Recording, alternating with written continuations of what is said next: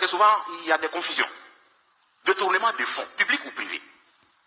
Si vous êtes détourné des fonds, ne pensez pas que vous avez désobéi à la loi de la République seulement, mais vous avez aussi désobéi aux ordres d'Allah subhanahu wa ta'ala.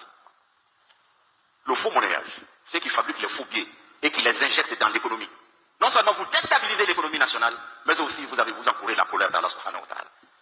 Troisièmement, la manipulation des marchés publics et privés. Vous tous et vous toutes qui avez l'autorité de dire oui ou non pour attribuer un marché. Lorsque vous intervenez dans l'attribution, pour vous attribuer injustement des parts, des pourcentages, sachez que vous avez désobéi non seulement à la loi de la République, mais vous avez aussi désobéi gravement aux enseignements d'Allah subhanahu wa ta'ala. L'abus de fonction.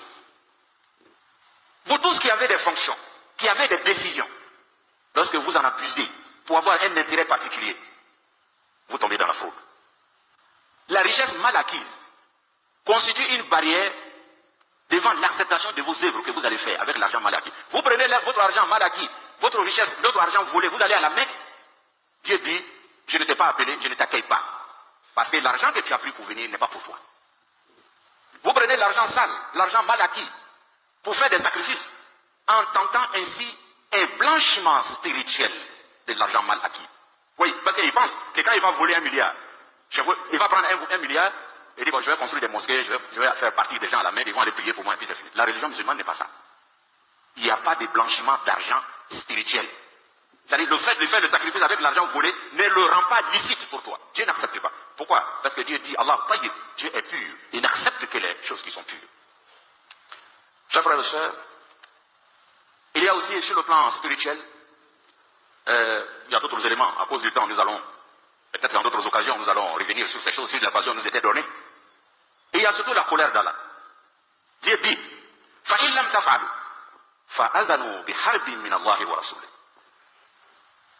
Il dit, si vous n'arrêtez pas la course à l'enrichissement illicite, sous toutes ses formes, il dit alors recevez une déclaration de guerre de la part d'Allah et de son messager, sallallahu alayhi wa sallam.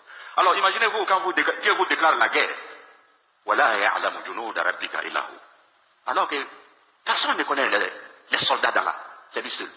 Ça peut être une maladie, ça peut être des inondations, ça peut être des incendies, ça peut être le fait même que les cœurs de vos citoyens ne sont plus ensemble. Donc c'est une menace grave. Parce que souvent, il y a des confusions. Détournement des fonds, publics ou privés. Si vous êtes détourné des fonds, ne pensez pas que vous avez désobéi à la loi de la République seulement, mais vous avez aussi désobéi aux ordres d'Allah.